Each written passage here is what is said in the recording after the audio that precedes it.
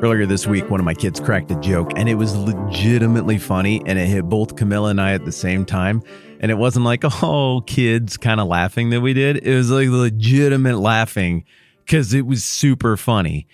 And I don't know if that kiddo has ever pulled that off before, but you know where this story is going. When that happens and a kid makes joke work, you know what they're going to do. They're going to go right back and keep pushing that button again and again and again and again. And the kiddo did exactly that. And you don't want to tell them like, oh, it was only funny the first couple of times. And they don't understand the concept of endurance humor yet. Just grinding that joke into the dust until it travels the full joke arc from funny to miserably unfunny to funny again. But I get it.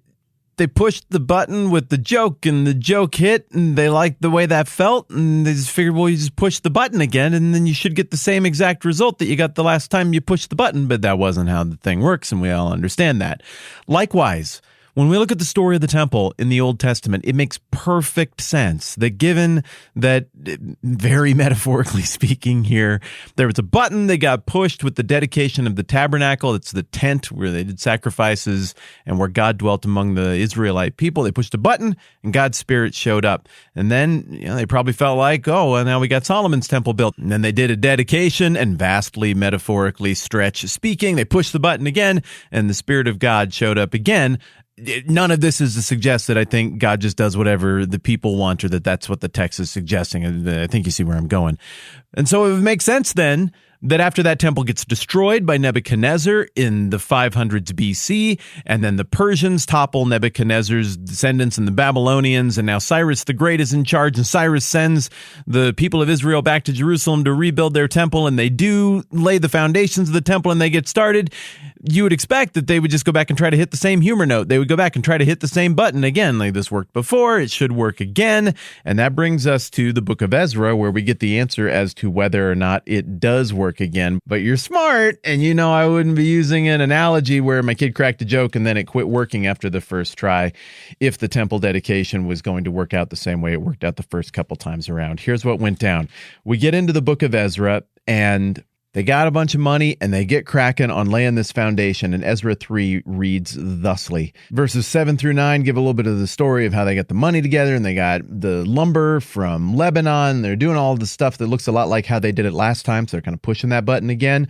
And then verse 10, when the builders laid the foundation of the temple of the Lord, the priests in their vestments and with trumpets and the Levites, the sons of Asaph, with cymbals took their places to praise the Lord as prescribed by David, king of Israel. With praise and thanksgiving, they sang to the Lord. He is good.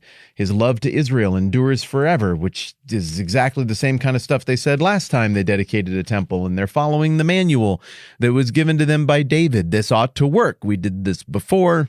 We got a certain result from God. Now, this isn't the dedication of the temple. This is just the account of the getting started on the foundation part in Ezra 3, but already something is off. This doesn't feel like last time. This doesn't feel like the last temple.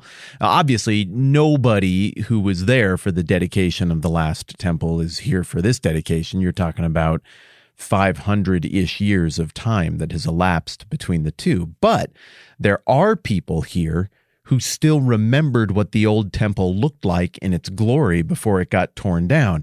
And that leads us into this little detail. And all the people gave a great shout of praise to the Lord because the foundation of the house of the Lord was laid. But, verse 12, many of the older priests and Levites and family heads who had seen the former temple wept aloud when they saw the foundation of this temple being laid, while many others shouted for joy.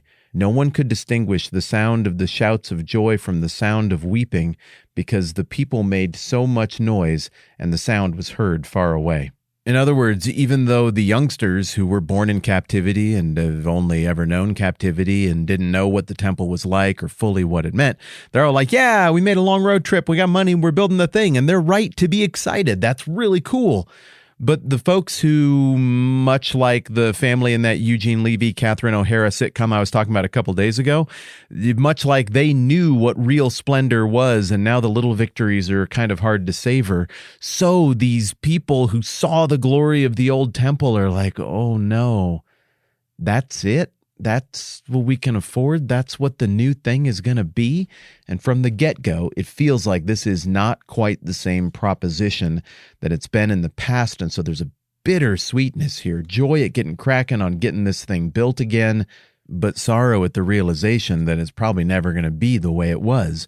Well, there's still the one thing hanging out there. What's going to happen when they actually finish it and dedicate it and start doing all of the temple sacrificial stuff in the normal way that it would have been done before it was torn down by Nebuchadnezzar? Will God show up the way he did before, or will he not? If we push the buttons and do all the right things and recite the same psalms and have the same ceremonies, is it going to work? Short answer is no, it's not going to work. And whereas both Kings and Chronicles give us a massive description of the dedication of Solomon's temple and give us specific, unique details about how God's Spirit showed up, some that we get in Kings, some that we get in Chronicles, as opposed to the pages and pages and pages of material we get in Kings and Chronicles about the first dedication, here is all the second dedication inspired Ezra to include. Ezra 6:16. Then the people of Israel, the priests, the Levites, and the rest of the exiles celebrated the dedication of the house of God with joy. For the dedication of this house of God, they offered 100 bulls, 200 rams, 400 male lambs, and as a sin offering for all Israel, 12 male goats, one for each of the tribes of Israel. And they installed the priests in their divisions and the Levites in their groups for the service of God at Jerusalem, according to what is written in the book of Moses, the end. This is a different time. This is a different economic reality. The sacrifices are comfortably 200 times smaller than what had happened at the first dedication. But sacrifices, schmacrifices, the real main event here, the real highlight, the real question, the real point of tension is, will God show up? And maybe he did, but he doesn't make it physically evident.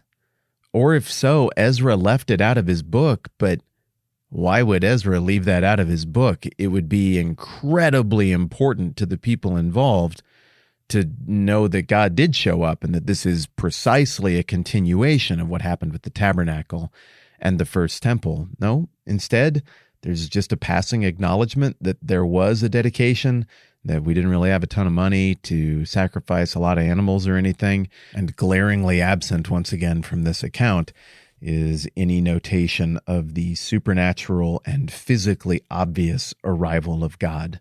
Now this takes us into a new chapter in the history of the temple. There's a temple again, but is it really like before? Is it occupied like before? Does it mean the same thing as before? If not, what do we still lack? What haven't we done here to get this thing where it needs to be, to get our hearts where it needs to be? Why isn't this working? My joke hit the first couple of times, and so I said it again, and it's not hitting now. And the same kind of confusion that a kid has when they're understandably learning the tricky art of humor and they don't know why it's not working anymore seems to be present here, but on a much more weighty, grander scale. We'll talk about how this bittersweet arrival of the Second Temple and this bittersweet dedication of the Second Temple affects the mentality and the religion of the Jewish people moving forward toward the time of Christ next time around. I'm Matt. This is the 10-Minute Bible Hour podcast. Thanks for hanging out with me. Let's do this again soon.